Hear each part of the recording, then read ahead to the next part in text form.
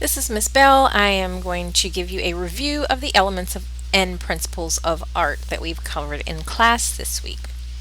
Our elements of art, there is a video in the Google Classroom for you all to watch. There are a few notes on there as well that you might want to take, but we will cover what we covered in class briefly. Here, your elements of art are value, the brightness or darkness of a color. Here you can see the gradient change of this color of red, all the way from a dark red all the way to a very faint pink color. Value is something we see every day in the shadows under the trees. We have form. It's a three-dimensional shape defined by the space that it takes up. These are the traditional geometric forms that we're used to looking at and describing in our world. However, there are some forms like, people that are more organic that are also three-dimensional. We stand on our own.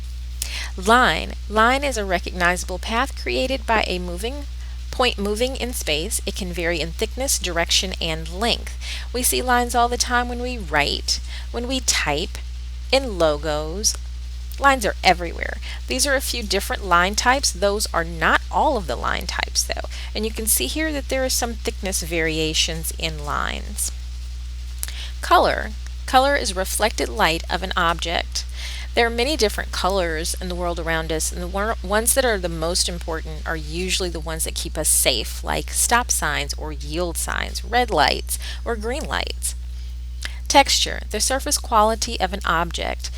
Texture is something that we see that keeps us safe as well. This is how you know if you touch something whether or not it's sharp and it may hurt you, or if it's soft and fuzzy and you want to touch it and squeeze it. You can see in the images here there are a few that are a little more prickly than others, as well as some that look maybe a little more sharp. These are a little more rounded. Shape. The flat outline of an object. It can be organic as well. These are basic shapes, your triangle, your circle, squares, but this is an organic shape, something that does not have a defined or recognizable form. Shape is something that we see all the time because it is dedicated to when you're in the dark in your room and the light is out.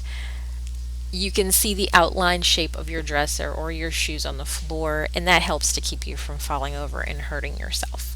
So those are all of our elements of art. Elements of art are kind of like the main course in a meal, main course of your work of art, like your meat and your rice and your bread and your vegetables. Most works of art have some of these things in them. They have to. Those are our fundamental basics. Here, the principles of art are more like the seasonings that you put on top. You can sprinkle a little here, sprinkle a little there, but you don't have to have all of them. Our regular principles here are pattern. You have repeating pattern all over the work of art. Here, clearly you can see that it's black and white and diamond shaped.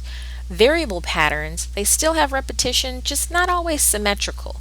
You can see this little flower right here is also repeated right here. So it's there, it's just not in the same row pattern. Emphasis, it catches the viewer's attention. Obviously, like emphasis, that big red half circle catches your attention. Movement is the path the viewer's eye takes. Here in the wave, you can see that it's moving your eye with the water the way that it comes up, and you just know that it's going to keep rolling over the top. Anything that takes your eye in a specific direction is the movement in a work of art. Proportion. Unity comes in proportion when all parts relate well with each other. In the sizes, number of items, or colors. Here in this still life image, the fruits are in proportion to the bowl. They are not oversized, they are not too small, they're more realistic.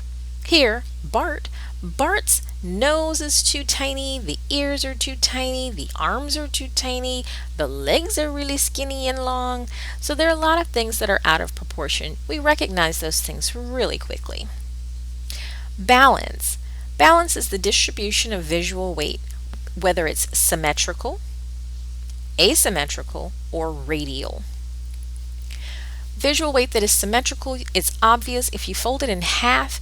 One thing is on one side, the same thing is on the other side. It's kind of like when you take the paint, squish it on the paper, fold it in half, same thing on each side. Asymmetrical here, obviously, if you drew a line straight down the middle, it would not balance the same way. You have dark color on one side, light color on the other, large pieces on one side, small pieces on the other. Here for the radial design, radial just because it starts in the center and moves to the outside. So here you can see there are colors in the center, there's another circle of colors not far out, and again on the outside edge. Alright guys, that's all covering our elements and principles of art. There are also some PDFs in the Google Classroom for you to review.